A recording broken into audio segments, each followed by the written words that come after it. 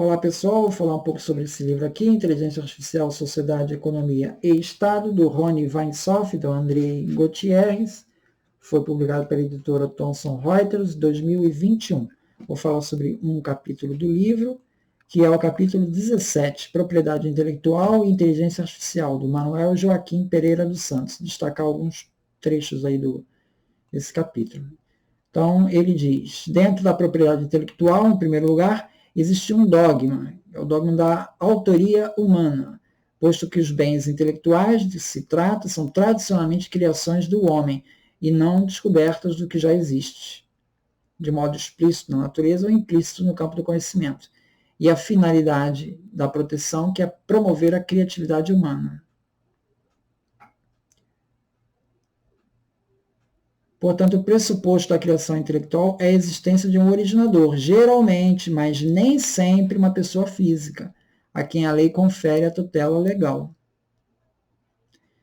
Então, em segundo lugar, há que se notar a necessidade de conciliar o interesse público de preservar a liberdade de utilização dos bens intelectuais com o interesse privado em obter a compensação pelo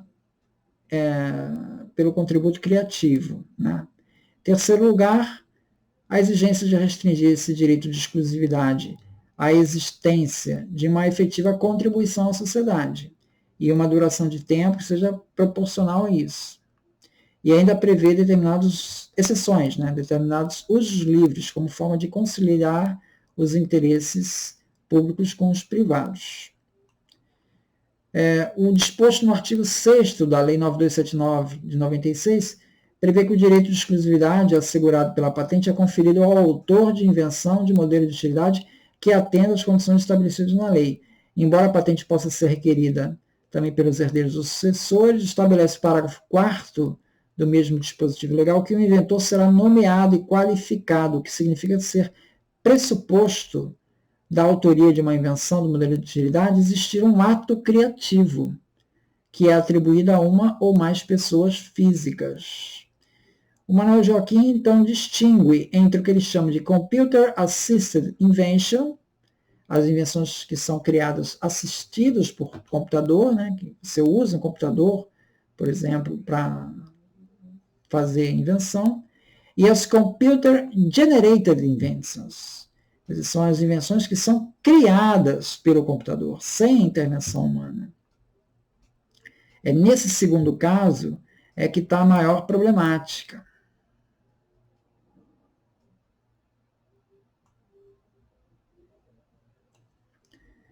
Embora não se possa afirmar ainda que a jurisprudência aplicará expressamente as chamadas Computer Generation Inventions, a mesma regra de que o inventor tenha que ser uma pessoa física, é de supor que tais invenções não poderiam ser objeto de patente pelo mesmo fundamento. Quer dizer, porque não são criações de uma pessoa física, não tem ali um ato inventivo, uma atividade inventiva ali.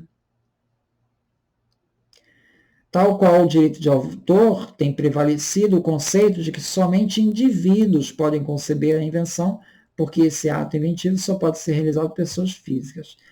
Ryan Abnott argumenta que a invenção é um ato mental, de forma que seria questionável essa atividade do sistema de inteligência artificial se equiparar a um ato inventivo. Tá? Ali ele cita algumas patentes concedidas nessa área, patentes geradas por inteligência artificial. Uma é a de Stephen Thaler, o US5852815, e outro exemplo é a de John Cosa, patente US 6847851. O Stephen Thaler ele solicitou 2 patentes na Europa, tendo como inventor o sistema de inteligência artificial, que se chama DABUS. Esse pedido, essa patente foi negada na época.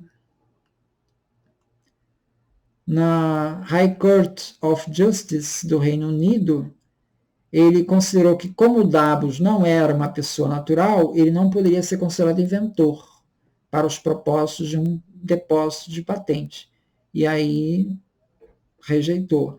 É interessante, o Manuel Joaquim chama atenção para isso, que a Corte ela não declarou em nenhum momento que o Dabos não seria capaz de um ato inventivo. Ele não entrou nessa discussão.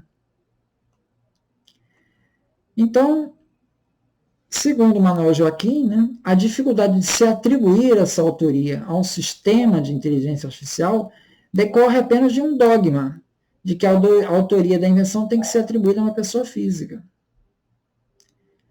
No entanto, se indagasse o reconhecimento legal do direito patente, ele cita o caso, né, que se fosse dado isso, a titularidade a uma máquina, se isso infringiria a norma constitucional prevista no inciso 29 do artigo 5º da Constituição Federal, que ali diz que a lei assegura aos autores de inventos industriais privilégio temporário para sua utilização. Então, há quem sustente que, como isso está no capítulo dos direitos fundamentais do homem, essa autoria não poderia ser de uma máquina. Teria necessariamente de ser a de um homem. Denis Barbosa também vai na mesma linha. Ele diz que a Constituição protege o princípio da invenção ao inventor por oposição ao princípio do requerimento, como notava Pontes de Miranda. E no artigo 6º da Lei 9279 é efetivamente autor quem se defere o direito, ainda que se presuma autor ou requerente.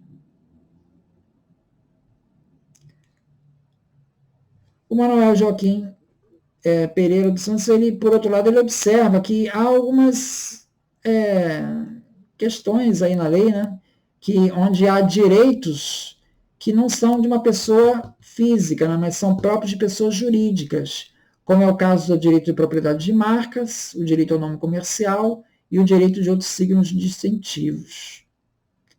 Então, isso já não são pessoas jurídicas, né? Então, a Constituição, já que tem essa brecha, né, a Constituição poderia, então, admitir uma outra brecha, já que abriu uma exceção para outros entes, desde que sempre preserve o direito assegurado ao indivíduo, né? Poderia se questionar se isso poderia reduzir o incentivo à criação. Aparentemente não haveria que reduzir.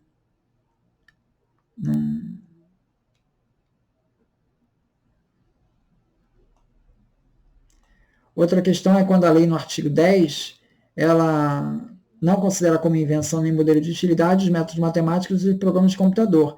Então, isso, segundo Manuel Joaquim Pereira dos Santos, afasta a patente nessas áreas, né, de criações de produtos de inteligência artificial. Eles invariavelmente acabariam caindo nessas exceções aqui. Então, acabaria não ganhando pelo artigo 10, segundo Manuel Joaquim. Com relação aos desenhos industriais, né, ele argumenta que se existe uma criatividade artificial, por que ela não poderia ser equiparada à criatividade humana? Então, o desenho industrial gerado pelo sistema de inteligência artificial poderia atingir, sim, o critério de originalidade. Ou seja, poderia ter aquele contributo mínimo. Então, novamente, bastaria uma intervenção legislativa, a mesma coisa que ele fala em patente, bastaria uma intervenção legislativa prevendo essa situação, para incluir os desenhos industriais gerados pelo sistema de inteligência artificial como matéria de proteção. No caso do direito de autor, a criação e a autoria humana são questões centrais, tanto no direito de autor quanto no copyright. Mas aí o Manuel Joaquim vai trazer os trabalhos do Ronald Barthes e o Michel Foucault, que eles passaram a defender a tese de que essa noção de autoria como um inventor, isso é uma noção romântica que entrou em declínio no século mais recente, no século XXI, cada vez mais. Então, as obras resultantes da contribuição de múltiplos autores, por exemplo, em função da complexidade do processo criativo, já caracterizam boa parte da produção cultural, e não é um inventor que tem ali, são vários. Então, já há uma despersonalização da pessoa física, né? Então, isso fica evidente nessas obras coletivas, o que implica reconhecer que é equivocada a concepção de que apenas a pessoa física tem aptidão para criar obras intelectuais, né? Já que a legislação já prevê pessoas jurídicas tomarem essa iniciativa de organizar e assumir a responsabilidade pela criação de obras intelectuais. Então, a consequência é que a criação intelectual deixa de ser necessariamente refletir a personalidade de um autor.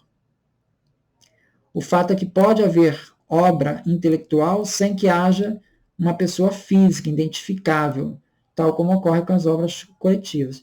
Então, o Manuel Joaquim vai expondo essas brechas que a lei já fornece e que poderiam ser ampliadas para prever essa situação das criações de inteligência artificial. Ele conclui: só porque a criação é artificial, ou seja, produto da inteligência artificial, não significa que não se deva entrar em domínio público e que apenas o sistema de inteligência artificial possa ser protegido. Ele está se referindo à máquina, né? Só os elementos de hardware poderiam ser protegidos, né? E por que não as criações vindas daquele sistema, né? Isso vai entrar, tudo isso então vai entrar em domínio público, vai acabar né, drenando, porque se isso torna-se uma coisa que é predominante na tecnologia, se essa passa a ser a nova regra, né, isso significa que o sistema de patentes, então, gradativamente, ele deixaria de existir, né? E o sistema de patentes, ele tradicionalmente, ele sempre se adapta às novas tecnologias. Isso tem sido uma verificação que se constata da história. Então é isso. Muito obrigado, então.